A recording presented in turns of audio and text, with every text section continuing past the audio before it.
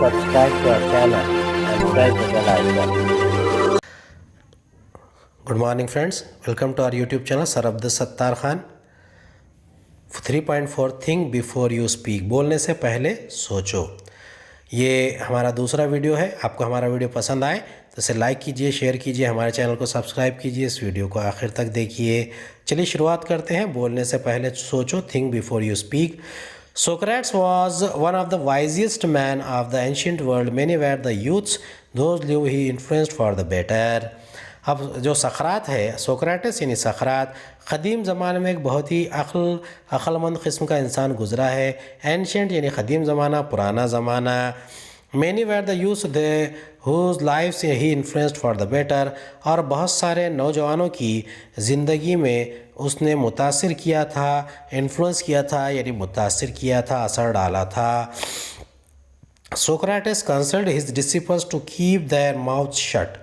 सक़रात क्या करता था, वो अपने उसके जितने भी डिसिपल्स थे, शागिर्द थे, तो डिसिपल यानी शागिर्द, काउंसिल यानी सलाह देता था कि आप ज़्यादातर अपना मुंह बंद ही रखा करो। And speak only when absolutely necessary, और उसी वक्त बोला करो जब बहुत ही ज़्यादा ज़रूरत हो।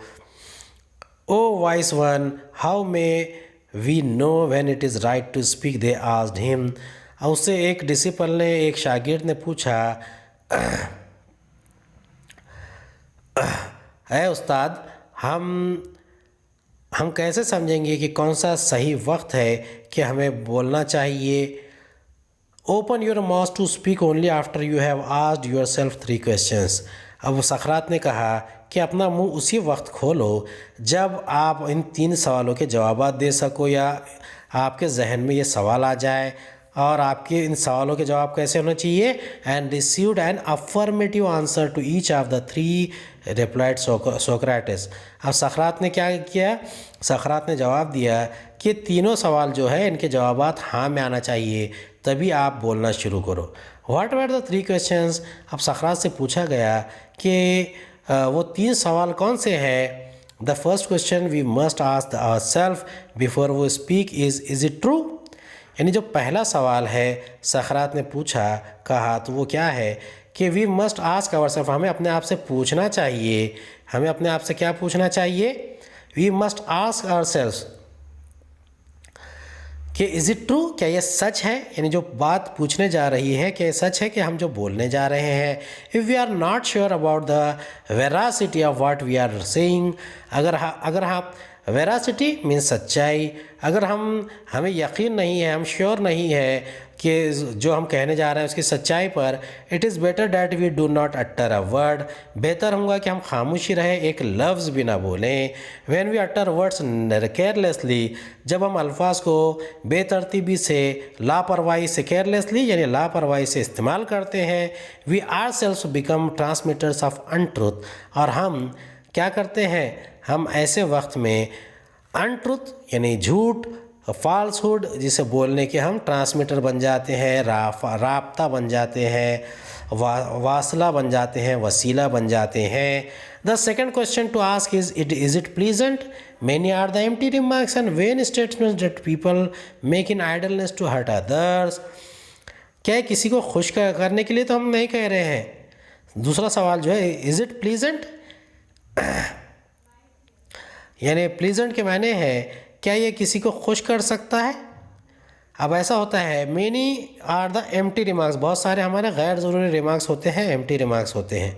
एंड वेन स्टेटमेंट्स, और बेकार स्टेटमेंट्स, बेकार जवाब होते हैं। That people make in idleness, लोग क्या करते हैं, खामोशी में या लापरवाही से बयान कर देते हैं। टू हर्ट अदर्स, और उससे क्या होता है, हम दूसरों को, आइडलनेस आराम तलबी, ट्रांसमीटर्स किसी खबर को आम करना, फैलाना।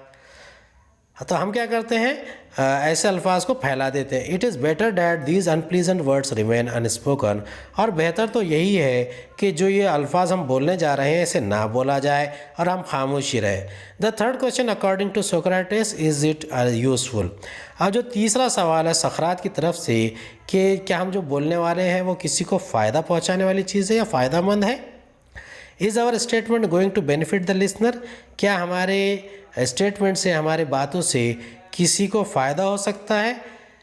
Is it our statement going to benefit the listener, हमारी बात से किसी का फ़ायदा हो सकता है। Will our words being comfort to someone, या फिर हमारे बोलने से किसी को मदद हो सकती है, आराम मिल सकता है। Are we likely to help someone with what we say, क्या हम किसी की मदद करना चाहते हैं? अगर हम ऐसा करते हैं तो क्या इससे किसी की मदद हो सकती है? Only in that case we should go ahead and speak, अगर ऐसा है तो फिर हमें इस मामले में आगे बढ़ना चाहिए और बोलना चाहिए। अब देखेंगे कंसल्ट यानी advised, guided. Affirmative and affirmative answer is the answer yes. Veracity truth, transmitters here it means persons who spread something, in this case untruth. Reflect, have you ever passed on empty remark or vain statement that might hurt someone else? What can you do to avoid doing it again? यानी ऐसे अल्फाज क्या आपने इससे पहले बोले हैं जो वेन स्टेटमेंट होगा या भद्दे रिमार्क होंगे? अगर बोले हैं तो उस बारे में आपने सोचना है, तवज्जो करना है। उम्मीद है आपको हमारा वीडियो पसंद आया होगा। अगले वीडियो में दोबारा मुलाकात होगी। खुदा हाफिज़।